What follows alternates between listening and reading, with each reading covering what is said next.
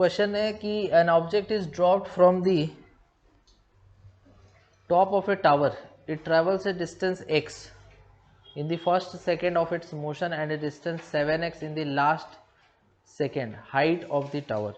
Tower का height बताना है. देखो क्वेश्चन में बोला कि object is dropped from the top of a tower. एक टावर बना दो पहले, ठीक है. मान लो ये पूरा एक टावर हो गया. अब इसका हाइट कुछ होगा h. अब यहाँ से ड्रॉप किया तो ये travels a distance x in the first second. तो ये जो पहला सेकेंड बीत रहा है, टाइम अगर 1 सेकेंड है तो ये ट्रैवल किया है x मीटर. अब इसके बाद मोशन चला continuous and distance 7x in the last second. और धीरे धीरे ये एक्सेलरेट होगा क्योंकि ग्रेविटी इसको नीचे पुल करेगा तो इसका वेलोसिटी क्या होगा, बढ़ेगा. तो बढ़ते बढ़ते इतना ज़्यादा हो गया कि लास्ट सेकेंड में बोला है कि 7x का दूरी ये ट्रैवल किया है. समझ में आया. तो तुमको ये बताना है कि हाइट ऑफ द टावर क्या होगा. तो एक इक्वेशन तो तुम यहाँ से बना लो और दूसरा इक्वेशन यहाँ से बना लो और इन दोनों इक्वेशन को सॉल्व करो तो तुम्हारा h आएगा. तुमको पता है क्या कि लास्ट सेकेंड कितना है? 5वां सेकेंड भी हो सकता है, 6ठा सेकेंड भी हो सकता है. हमको तो नहीं पता कि लास्ट सेकेंड कितना है. तो मान लो कि लास्ट सेकेंड जो है वो nth सेकेंड है. लास्ट सेकेंड क्या है यहाँ पे? nth second. और फर्स्ट सेकेंड है 1 second. For first second, for 1 second, 1 second के लिए हम फॉर्मूला लिख सकते क्या? Sn इज इक्वल्स टू, हाँ बोलो, 80 मीटर. एक आंसर आया. और किसी का आया? अच्छा देखो, फर्स्ट सेकेंड में s इक्वल टू लगा दो ut plus half AT square. तो यहाँ पर कितना मीटर चला था फर्स्ट सेकेंड में? x मीटर चला था. और u तो जीरो लोगे ना, ड्रॉप्ड बोला है तो ड्रॉप करते टाइम तो वेलोसिटी जीरो होगा. प्लस हाफ, a का वैल्यू तो g ही लेंगे ना. t स्क्वायर कितना लेंगे? पहला सेकेंड में 1 सेकेंड, 0 से 1 सेकेंड. तो यहाँ से x का वैल्यू कितना आ जाएगा? g/2. इतना समझ में आया. अब अगला पार्ट देखो कि फॉर लास्ट सेकेंड, वो लास्ट सेकेंड वाला जो होगा वो distance travelled in nth second वाला फॉर्मूला लगेगा ना. तो वो क्या आ जाएगा? s nth is equal to u plus a/2 2n-1. Last second में कितना चला है? 7x. और 0 शुरू में स्पीड ड्रॉप करते टाइम 0. a का वैल्यू g/2 2n-1. अब एक बात बताओ कि हम यहाँ पे g/2 का वैल्यू x रख सकते हैं पहला इक्वेशन से. जो पहला इक्वेशन मेरा बना है उसमें पता है कि g/2 x के बराबर है. तो अगर g/2 x के बराबर है तो इसमें रख दो. तो 7x equals to x 2n-1. x और x कट गया यहाँ से तो 7 इक्वल टू कितना आ गया? 2n-1. तो 2n इज इक्वल्स टू 8 आया. तो n इक्वल टू कितना आया? 4 सेकेंड. मतलब टोटल जो जर्नी है वो कितना देर का है? 4 सेकेंड का है. तो अब हम 0 से 4 सेकेंड के लिए फॉर्मूला लगा देते हैं. कौन सा? 0 से लेकर के 4 सेकेंड के लिए फॉर्मूला लगा दो s बराबर ut plus half gt square या AT स्क्वायर, जिसमें s हमको निकालना है पूरा हाइट, u 0 है शुरू में और हाफ a के जगह पे g आ जाएगा. और t स्क्वायर हम निकाल चुके, पूरा टाइम 4 का है तो 16 हो गया. 2 से 8 बार में कटा तो 80 हो गया. तो 80 मीटर इसका करेक्ट आंसर आ जाएगा. ठीक है, फोर्थ ऑप्शन इसमें सही होगा. ठीक है, समझ में आया. तो पहले तुम्हारा काम क्या था? टाइम निकालने का. जब तक तुमको टाइम पता ही नहीं चलेगा पूरा हाइट निकलेगा ही नहीं. इसीलिए टाइम निकालो और टाइम निकाल करके s बराबर हाफ gt स्क्वायर कर दो. कितना लोग का बन गया था? आज इसका लास्ट क्लास है, motion in a straight line. अगले क्लास से हम लोग चालू करेंगे मोशन इन अ प्लेन. तो मोशन इन अ प्लेन में तुमको पढ़ के आना है. प्रोजेक्टाइल मोशन ये सब देख लेना एक बार घर पे जाके. यहाँ थ्योरी नहीं डिस्कस करेंगे अभी, प्रैक्टिस सेशन में बस क्वेश्चंस करेंगे. देखो यहाँ क्या क्या दिया हुआ है. क्वेश्चन पढ़ते हैं. Particle thrown vertically upwards its velocity at half of the height is 10, the maximum height attend bye it. मतलब ऊपर फेंके और पूरा जितना भी हाइट है उसके बीचों बीच उसका स्पीड दे दिया है। माने जैसे h हाइट है, तो h हाइट है तो उसका बीच में h/2 पे कितना स्पीड दे दिया है, 10। तो बोल रहा है कि कितना हाइट होगा। अगर ग्राउंड पे स्पीड दिया रहता तो v² बराबर u² + 2as लगा देते, v0 ले लेते, u दिया रहता ग्राउंड का, उससे h आ जाता। लेकिन यहाँ पर थोड़ा सा क्वेश्चन में ये चेंज किया कि ग्राउंड का स्पीड नहीं दिया है, बीच में दिया है। हाँ बनाइए जल्दी से, चलो देखो।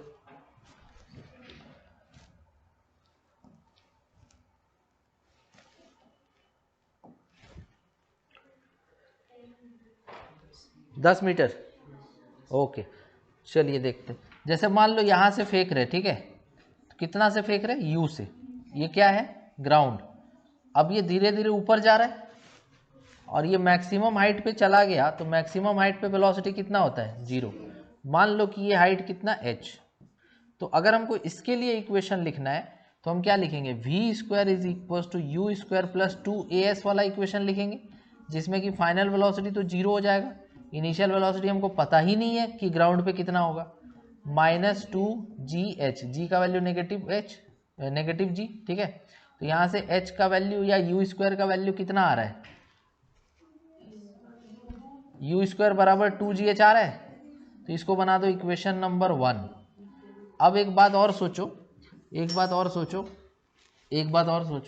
कि मान लो हम यहाँ पर ग्राउंड से फेंकते u से और पूरा हाइट तक नहीं जाता, कहाँ तक जाता, h/2 तक जाता, तो यहाँ पर वेलोसिटी कितना दिया हुआ है, 10 दिया हुआ है क्या। तो इसके लिए अगर इक्वेशन लिखना हो तो फिर से उसी इक्वेशन को ऐसे लिख सकते हैं क्या, v² = u² + 2as। v कितना है, 10 का स्क्वायर 100, u कितना नहीं पता, -2g, हाइट कितना है, h/2। अब यहाँ पर एक बात बताओ कि इक्वेशन 1 से u² का वैल्यू कितना होगा। तो यहाँ पर u² के जगह क्या रख दोगे, 2gh, माइनस 2 कट गया, gh, 2gh में से gh घटा, कितना बचा, gh बचा। तो यहाँ से h क्या आ गया, 100/g, मतलब 100/10, तो h कितना हो गया, समझ में आ गया होगा। तो 10 मीटर ऑप्शन नंबर फर्स्ट। अगला सवाल, क्वेश्चन में कह रहा है कि position time graph of 2 particles A and B. ये दो ग्राफ है, एक है ए का ग्राफ और दूसरा बी का ग्राफ है। ये दिया हुआ है, ये both the particles start from origin, दोनों का दोनों एक ही जगह से स्टार्ट हुआ है, ओरिजिन से। बोल रहा है कि average velocity of A and B during the interval of 5 second are V A and V B. तो 5 सेकेंड के अंतराल में जो एवरेज वेलोसिटी है ए और बी का, वो क्या है, वी ए और वी बी है। तो इन चारों में से कौन सा रिलेशन करेक्ट है,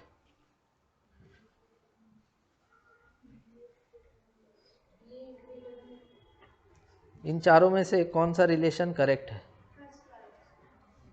V A greater than V B. और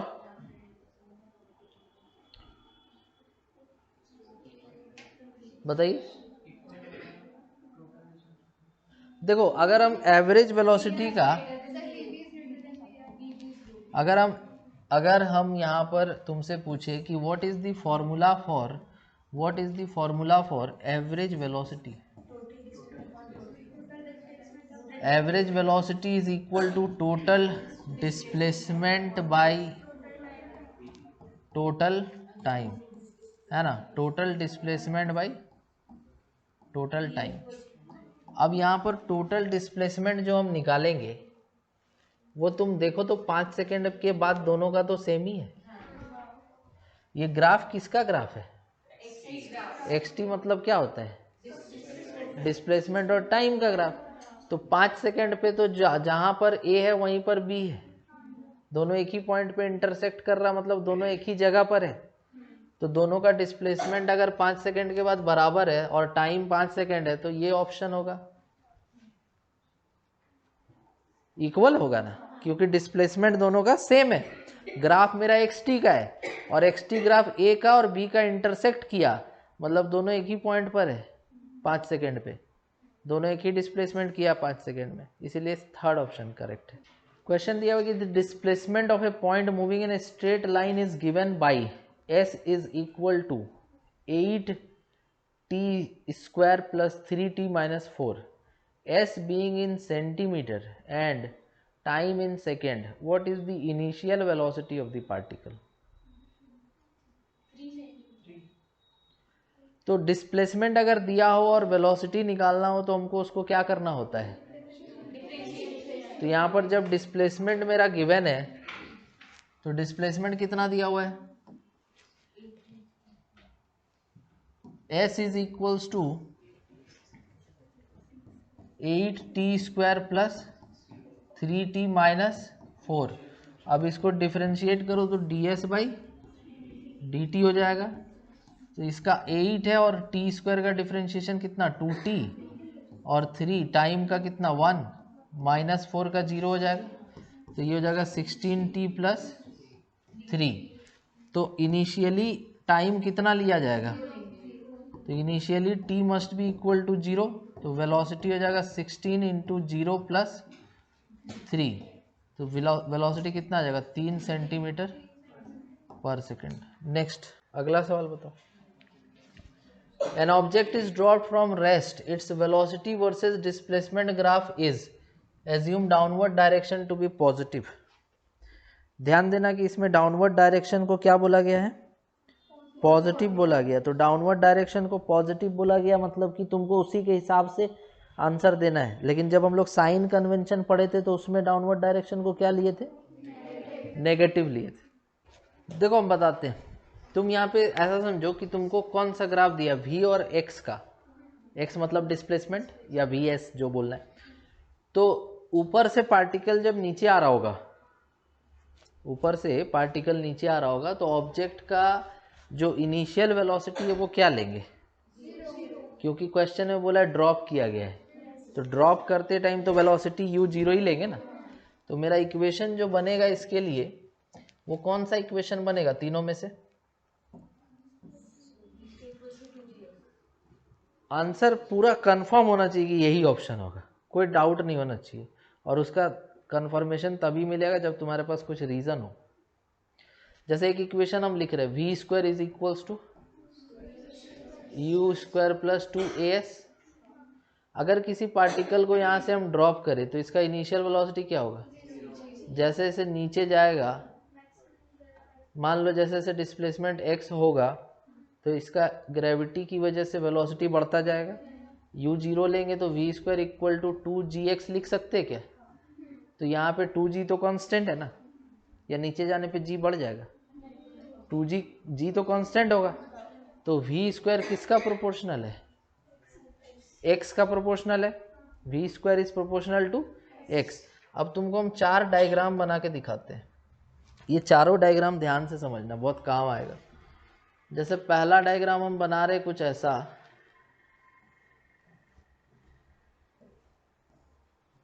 एक इधर बना देते हैं।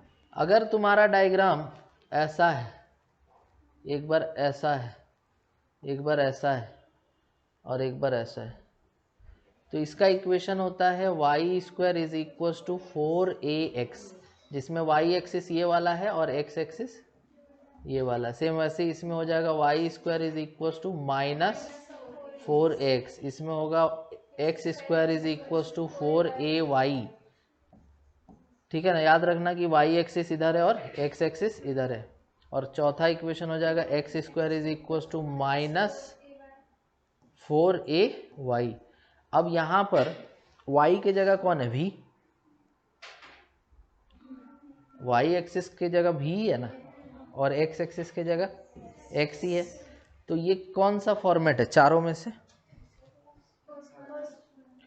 ये फॉर्मेट तुमको दिख रहा होगा फर्स्ट वाला है। उसमें भी y square proportional to x है और इसमें भी y स्क्वायर प्रोपोर्शनल टू। तो ग्राफ मेरा कुछ ऐसा होना चाहिए, ओरिजिन से ऐसा होना चाहिए ना। तो ये जो तुम्हारा ये इसकी जगह कौन है, v है ना, तो v square is equal to 2ax। तो ये वाला जो ग्राफ है यही तो आंसर होगा। समझ में आया?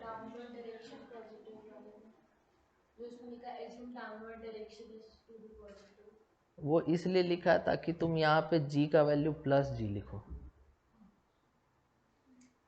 अगर डाउनवर्ड डायरेक्शन नेगेटिव लेते तो v square equal to -2gx होता, तो -2gx होता तो फिर हमको ये वाला ग्राफ दिखता। देखो पहला ग्राफ तो सही नहीं होगा क्योंकि ये तो भाई डायरेक्टली प्रोपोर्शनल बोल रहा है ना। और दूसरा ग्राफ भी सही नहीं होगा क्योंकि जैसे जैसे नीचे जाएगा वेलोसिटी घट के 0 थोड़ी हो जाएगा। मतलब ये चौथा ग्राफ भी सही नहीं होगा। बचा ये वाला और ये वाला, दो ही ग्राफ है ना, तो इन दोनों में से चूज करना था। ठीक है, ये ग्राफ होता जब मेरा इक्वेशन का फॉर्मेट होता एक्स स्क्वायर बराबर 4ay। ये ग्राफ कब होता है, एक्स स्क्वायर बराबर 4ay, मतलब एक्स स्क्वायर अगर वेलोसिटी के प्रोपोर्शनल होता। ऐसा है क्या? तो बचा एक ही ग्राफ ये वाला। ऐसे भी करो तो ऐसा क्वेश्चंस तुम्हारे एग्जाम में आता है। ठीक है, और तुमको वहाँ पे तुरंत बनाना रहेगा।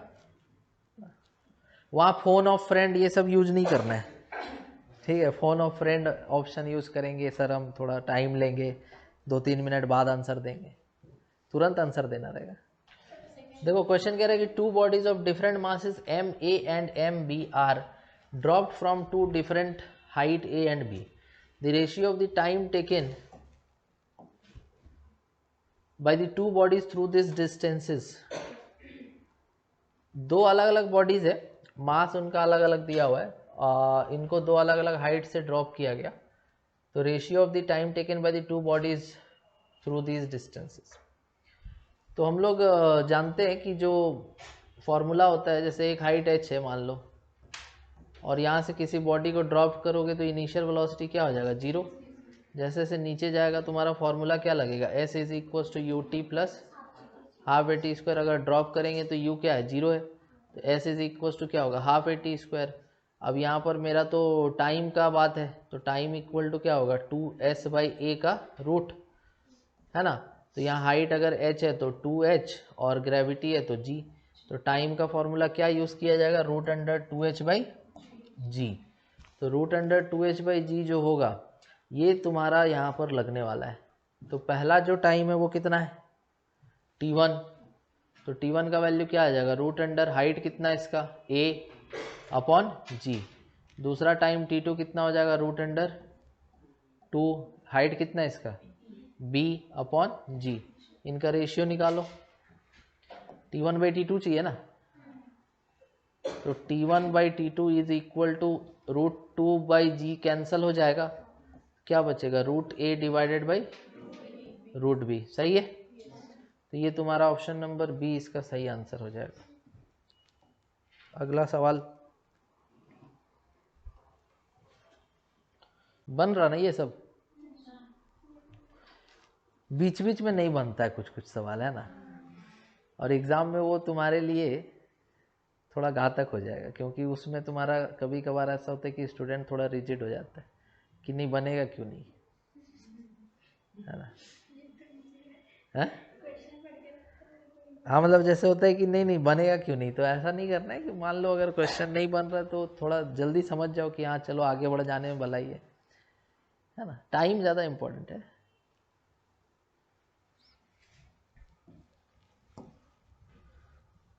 नेक्स्ट इसका बताइए क्या होगा। क्वेश्चन दिया हुआ है कि ball is released from the top of a tower of height h metre, it takes t seconds to reach the ground, what is the position of the ball in t/3 seconds।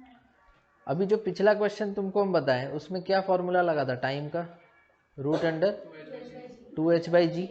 वही formula तुम इसके लिए लगाओ। हाँ देखते हैं, तो यही फॉर्मूला तुम लोग लगाओ यहाँ पे। क्या फॉर्मूला था, जैसे a ball is release from the top of a tower. अब ये जो टावर है इसका हाइट मान लो कि h मीटर क्वेश्चन में गिवन है। अब यहाँ पर टॉप ऑफ द टावर से रिलीज किया गया इसको, है ना। तो टाइम ऑफ जो नीचे आने का समय है उसका फॉर्मूला हम तुमको लिखाए अभी थोड़ी देर पहले, क्या 2h/g। इतना टाइम में वो नीचे आएगा अगर वहाँ से ड्रॉप करते हैं, मान लो ये इनिशियल वेलोसिटी 0 है तो नीचे आएगा वो। अभी बोला कि t सेकेंड में ये पूरा ग्राउंड तक चला जाता है, तो t सेकेंड में अगर ये पूरा ग्राउंड तक चला जाएगा तो फॉर्मूला हो जाएगा √2 कैपिटल स्मॉल h/g। इसको बना दो इक्वेशन नंबर 1। और बोला कि what is the position in t/3 second, तो जाहिर सा बात है t/3 सेकेंड पे कहीं इधर होगा ना, कहीं इधर होगा, पूरा नीचे तो नहीं चला जाएगा ना। तो मान लो वो कितना है x,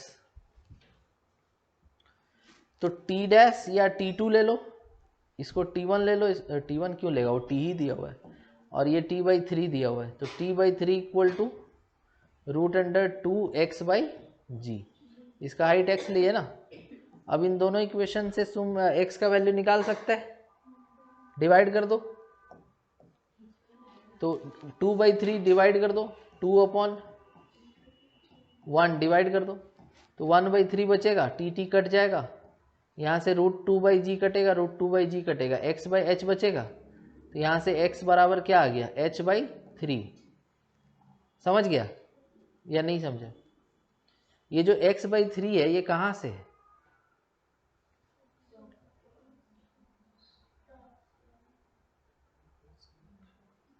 ये ऊपर से हाइट है, तो अगर नीचे से हाइट निकालना है तो मान लो y है ये, तो y बराबर h-x होना चाहिए,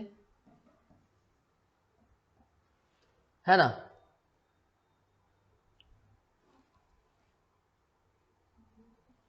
तो h-h/3 कितना हो जाएगा, 2h/3। ऑप्शन नहीं दिख रहा है,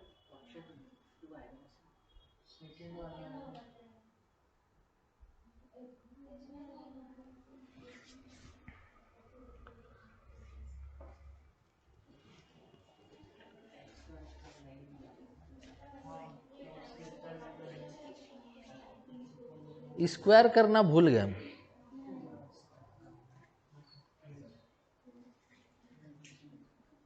समझ गए, अरे वहाँ स्क्वायर नहीं किए।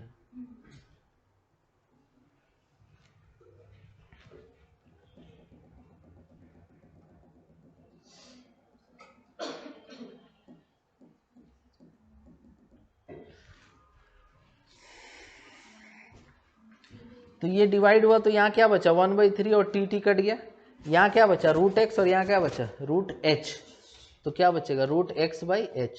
अब दोनों तरफ स्क्वायर कर दो तो कितना आ जाएगा, 1/9 इज इक्वल्स टू x/h, तो x इक्वल टू क्या हो जाएगा h/9। तो ये जो h/9 मीटर है ये ग्राउंड से है या ऊपर से है, तो ग्राउंड से अगर मान लो कि ये y है तो y बराबर क्या हो जाएगा h-x, तो h-h/9, तो एलसीएम लोगे तो 9h-h 8h/9 मीटर, ये तुम्हारा फाइनल आंसर आ जाएगा इसका। क्लियर हो गया सबको, डाउट है? ओके।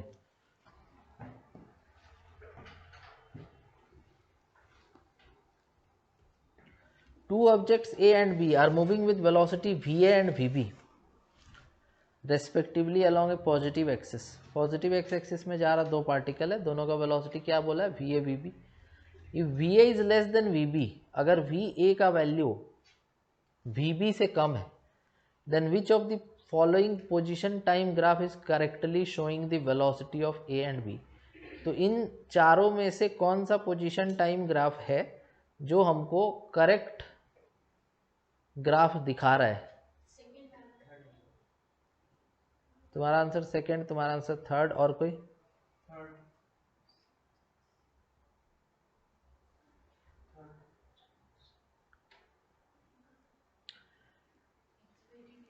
देखो जैसे पहला ऑप्शन तुम देखो, एक्सटी ग्राफ का स्लोप क्या देते हैं,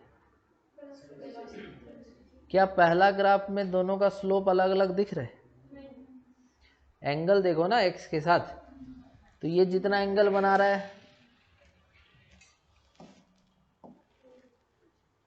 ये जितना एंगल ऐसे बना रहा है उतना ही एंगल ये भी बना रहा है, तो दोनों का वेलोसिटी सेम हो गया।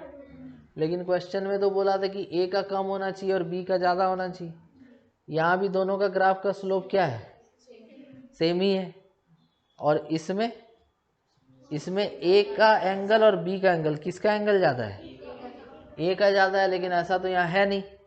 इसमें किसका एंगल ज़्यादा है, ए का या बी का, बी का एंगल ज़्यादा है, मतलब कि बी का स्लोप यहाँ ज़्यादा है। एक्स टी ग्राफ का स्लोप देखने के लिए पॉजिटिव एक्सिस के साथ एंगल देखते हैं। तो पॉजिटिव एक्स के साथ ज़्यादा एंगल किसका है, ए का, और बी का एंगल उससे क्या है, कम है। तो theta A will be less than theta A is greater than theta B.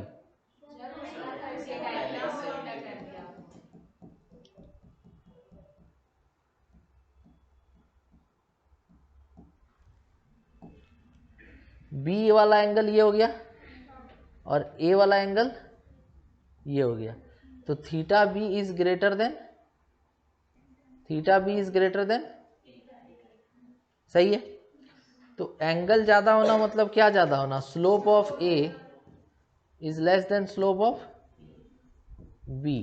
तो इससे क्या साबित हो रहा है, एक्स टी ग्राफ का स्लोप क्या देता है, तो एक्स टी ग्राफ का स्लोप हमको देता है वेलोसिटी।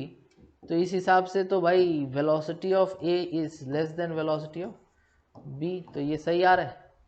तो बी का वेलोसिटी क्या है यहाँ पे, ज़्यादा है विद रिस्पेक्ट टू ए, और इसीलिए कौन सा ऑप्शन सही हो जाएगा, थर्ड वाला।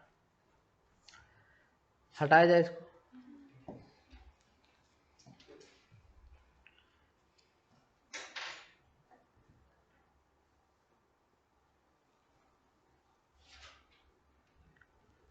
ए lift performs the first part of its ascent, मतलब फ्रॉम द लोवेस्ट पोजिशन, एकदम लोवेस्ट से जाता है ऊपर, विथ यूनिफॉर्म एक्सेलरेशन ए, जा रहा है तो एक्सेलरेशन कितना ए है, and the remaining to the top most position with uniform retardation 2a। तुम खुद सोचो कि एक लिफ्ट नीचे से चलना चालू हुआ, ठीक, और इसको यहाँ से कहाँ जाना है, यहाँ। तो अगर नीचे से एक्सेलरेट करेगा तो एक्सेलरेट ही करता रह जाएगा, तो रुकेगा कैसे। मतलब पहला पार्ट में कितना एक्सेलरेशन हुआ, ए, फिर रुकने का टाइम आया तो अब डी एक्सेलरेशन कितना होने लगा, 2a, और फिर रुक गया। समझ रहे हो ना। तो इस क्वेश्चन को दो पार्ट में बांटेंगे, एक पार्ट में एक्सेलरेशन होगा और दूसरे पार्ट में रिटार्डेशन होगा। और फिर जा करके हम लोग यहाँ बताएंगे कि टाइम ऑफ एसेंट यहाँ कितना है, नहीं, टाइम ऑफ एसेंट अगर टी दिया हुआ है, find the depth of the shaft. Depth of the shaft मतलब, अरे जितना दूरी तय किया, एक्सेलरेट किया, कुछ दूरी तय किया, फिर डी एक्सेलरेट करके और दूरी तय किया और रुक गया लास्ट, यही हुआ ना। नहीं, लिफ्ट जब चलना चालू करेगा तो उसको क्या करना होगा, एक्सेलरेट करना पड़ेगा। कितना से एक्सेलरेट किया है, फिर रुकने का टाइम आएगा तो कितना से डी एक्सेलरेट किया है, रुक गया। टोटल समय कितना दिया हुआ है, टी। तो बताओ कितना दूरी तय की। तुम कैसे इसको बनाना शुरू किया, पहले ये बताओ हमको, तुम्हारा जो बनाने का तरीका वो कैसा है।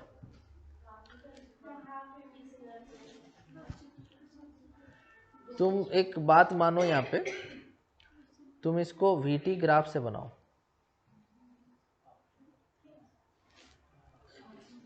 एक का आंसर 2 है, एक का आंसर 3 है, और कोई थर्ड आ रहा है। चेक करेंगे हम लोग बना करके, बट अभी तुम क्या करो कि इस क्वेश्चन को तुम वीटी ग्राफ से बनाओ। दो पार्ट में बांट दो, पहला पार्ट में एक्सेलरेशन और दूसरा पार्ट में डी एक्सेलरेशन। इसको वीटी ग्राफ से बनाने का कोशिश करो। देखो, अगर मान लो हम इसका वीटी ग्राफ बनाते हैं,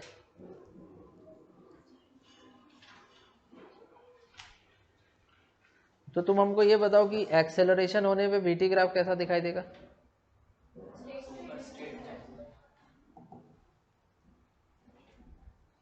सही है। इसका हाइट मान लो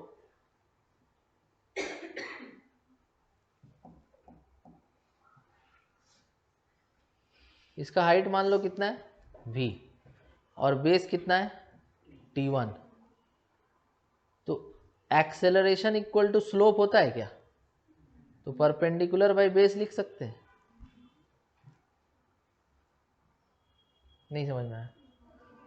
जैसे तुम वीटी ग्राफ का स्लोप बनाओगे तो इस तरह से, मतलब क्या हो रहा है, वेलोसिटी बढ़ रहा है, तो वेलोसिटी जो बढ़ रहा है उसमें स्लोप चेंज हो रहा है। कौन सा एंगल बढ़ा है, ये वाला कि ये वाला? अरे ज़्यादा बड़ा नहीं दिख रहा ये? अच्छा, तीनों सेम है ना, तो ये तीनों एंगल क्या है, सेम है। तो तीनों एंगल सेम है मतलब कि स्लोप तो चेंज नहीं हुआ है, तो ये एक कांस्टेंट एक्सेलरेशन का ग्राफ है। आया समझ में? तो ऐसा ही ग्राफ हम फर्स्ट पार्ट के लिए बनाएंगे ना। तो ये ग्राफ बना दिए फर्स्ट पार्ट का, जिसमें हाइट बाई बेस मतलब स्लोप हुआ, परपेंडिकुलर बाई बेस क्या हुआ, स्लोप हुआ, उसको ए लिख दी। अब समझ में आया? अब एक काम करते हैं, हम अगला पार्ट के लिए भी ग्राफ बनाते हैं। अगला पार्ट के लिए बोलो क्या हो रहा है? तो ग्राफ ऊपर जाएगा नीचे जाएगा? नीचे जाके कहाँ चल जाएगा, वेलोसिटी? वेलोसिटी जीरो हो गया। तो हम सपोज करो कि तुमको बताते हैं ऐसे कि इधर का यहाँ से लेके यहाँ तक का टाइम हम कितना ले रहे हैं, t1, और यहाँ से यहाँ तक का टाइम। तो अगला जो डी एक्सेलरेशन है उसके लिए परपेंडिकुलर कितना है, v, और बेस कितना है, t2। तो ऐसा लिखा जा सकता है क्या कि एक्सेलरेशन या retardation is equal to perpendicular by base. सही है? अरे स्लोप लिख रहे हैं और कुछ ज़्यादा लिख रहे हैं क्या यहाँ पे? इसका स्लोप हो गया v बाई t1, इसका स्लोप हो गया v बाई t2। इसमें स्लोप मतलब एक्सेलेरेशन a था और इसमें वैल्यू 2a था। तो बताओ t1 कितना आया, a बाई v। t2 कितना आया, t1 कितना आया, v बाई a। t2 कितना आया, v बाई 2a। तो टोटल टाइम कितना आया, t1 प्लस, तो t1 plus t2 is equal to 3v by 2a। आया इतना? t1 प्लस t2 कितना दिया हुआ है, t1 प्लस t2 क्वेश्चन के हिसाब से कितना दिया हुआ है? अरे जोड़ दिए ना, v by A plus v by 2a, 3v by 2a। ये t1 प्लस t2 देखो यहाँ कितना दिया हुआ है, टोटल टाइम t दिया हुआ है। तो टोटल टाइम कितना हो गया, t is equal to 3v by 2a। यहाँ तक क्लियर है तो बताओ? नहीं क्लियर है? तो ये जो टाइम आया है इसमें हमको t तो गिवन था, t क्या था हमको, गिवन है। अगर हम यहां पर डेप्थ निकालना चाहते हैं, find the depth of the shaft,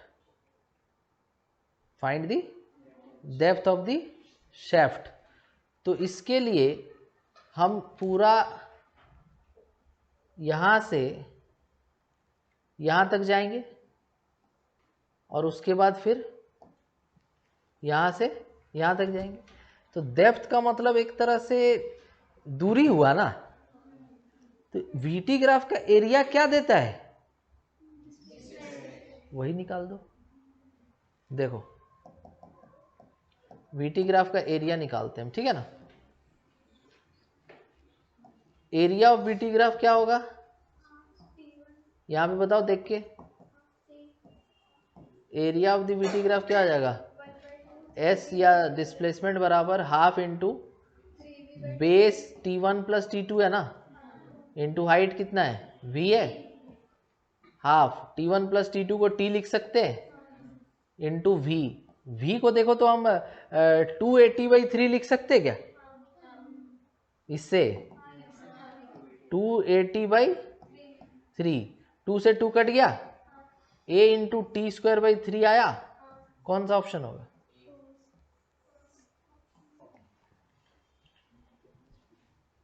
ऐसे बनाएंगे हम लोग। हो गया? देखो इसमें जो तुम पूछ रही हो ना, हम बताते हैं इसको, मिटा इसको।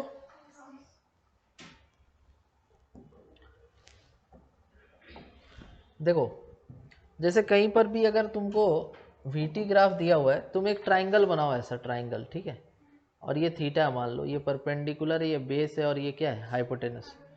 तो टेन थीटा क्या होगा, इसी को स्लोप बोलते हैं ना, टेन थीटा को स्लोप बोलते हैं, एम से भी दिखाते हैं हम लोग। क्लियर है।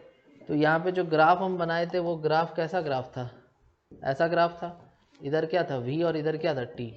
अब यहाँ पर ये ग्राफ ऐसा बना, तो इसका मतलब कि ये स्लोप इसका कांस्टेंट दिख रहा है हमको, चेंज होता हुआ नहीं दिख रहा है। चेंज कब होता है, जब ऊपर नीचे ऐसे होता है।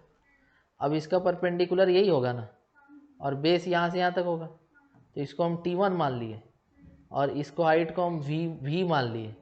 तो हाइट बाई बेस क्या हो गया तुम्हारा, परपेंडिकुलर बाई बेस क्या हो गया, स्लोप। तो वीटी ग्राफ का स्लोप एक्चुअल में एक्सेलरेशन ही तो है। ये समझ में आया। फिर दूसरा पार्ट में क्या हुआ, यहाँ से यहाँ तक गया, तो अब भी तो हाइट वही है, लेकिन टाइम तो सेम नहीं है ना। अरे पहले ए से एक्सेलरेट किया था, अब 2a से रिटार्ड करेगा तो जल्दी रुक जाएगा ना, तो टाइम सेम थोड़ी होगा। तो ये t2 हो गया। तो अब अगर इसका स्लोप का वैल्यू लिखा जाएगा तो 2a लिखा जाएगा, और परपेंडिकुलर बाई हो गया। फिर दोनों को ऐड करके t निकाल लिए, 3v/2a आया था। फिर वहाँ से v का वैल्यू पुट कर देंगे एरिया वाला टर्म में। तो ये सबसे आसान तरीका तुमको बताया हम वीटी ग्राफ से। तुम दूसरा मेथड से बनाया होगा इक्वेशन यूज करके, अंतर समझ में आ गया तुम्हें। तो ऐसे बनाएंगे तो ज़्यादा जल्दी बनेगा ना। अरे जल्दी बनेगा, बहुत जल्दी बनेगा उससे, जो भी सही बने गलत बने, लेकिन ये ग्राफ से बनाएगा तो तुरंत बन जाएगा इसमें। हाँ तो वो फिर आधा आधा है, बटा हुआ है। चलो एक क्वेश्चन और कर लेते हैं, इसको बनाओ। एवरेज वेलोसिटी निकालना है ना, ये तुमसे बन जाएगा। यस, यहाँ पे तुमको क्या बोला, वीटी ग्राफ दिया हुआ है, और इसमें average velocity of the object during the first 10 second. तो 10 सेकेंड कहाँ से कहाँ तक है,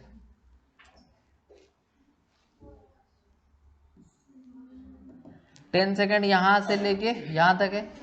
और वीटी ग्राफ का अगर हम एरिया निकालेंगे तो डिस्प्लेसमेंट मिलेगा, तो ये एरिया तो नेगेटिव होगा ना, कितना, हाफ इंटू बेस तो 5 है, और हाइट -10, तो कितना आया, -25 मीटर डिस्प्लेसमेंट आ गया पहला।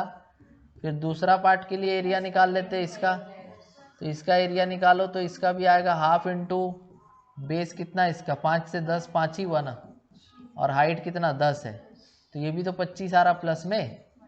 तो टोटल डिस्प्लेसमेंट कितना हो गया, तो अगर टोटल डिस्प्लेसमेंट मान लो 0 है, तो यहाँ पे एवरेज वेलोसिटी क्या आ जाएगा,